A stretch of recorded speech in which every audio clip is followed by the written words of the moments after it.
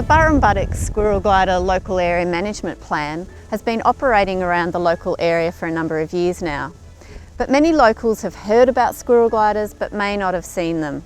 And what we're hoping is that people can go out and start looking for squirrel gliders and monitoring them and getting a bit of an understanding of where and when they're finding them, and then telling us about what they're finding. So one of the first things you need to do is find a spot near your farm, on a roadside, that you think would be really suitable habitat for a squirrel glider. Things that you're looking for are mature trees, a place where there are tree hollows, even standing dead old trees.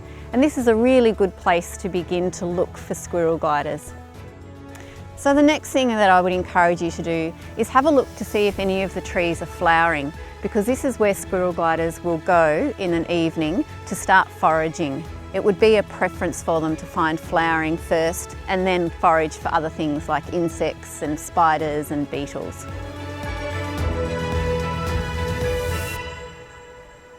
So one of the techniques we can use for monitoring squirrel gliders is monitoring nest boxes.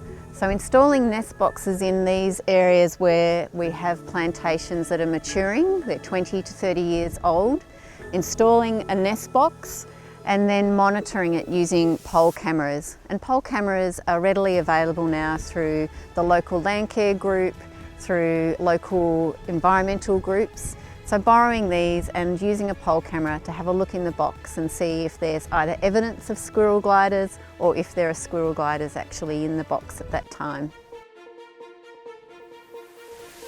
So if you have had nest boxes installed, or if you're in a place where there are nest boxes and you find one of them has fallen out of the tree or is damaged, please let us know, because it's really important that they get put back up in the tree so that squirrel gliders can use them.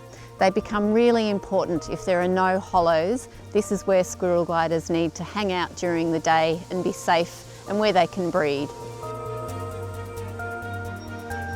So once you've found squirrel gliders, or if you've been part of a community survey, it's really important to record the information, because this is giving us a picture of where they are, when they're there, where they're moving about, and letting us know that squirrel gliders are still part of this beautiful landscape.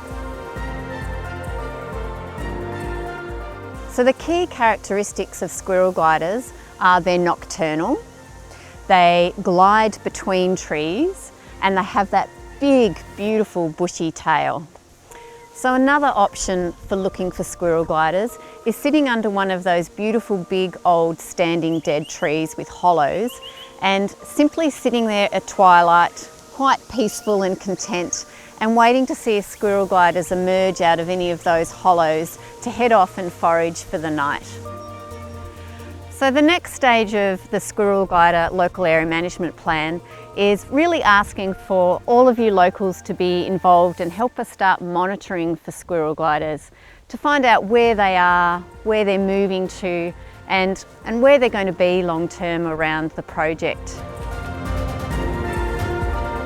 To get involved, simply reach out to us, give us a call, maybe email, and really become part of this project and this whole community effort to keep squirrel gliders in the Burrumbuttock area.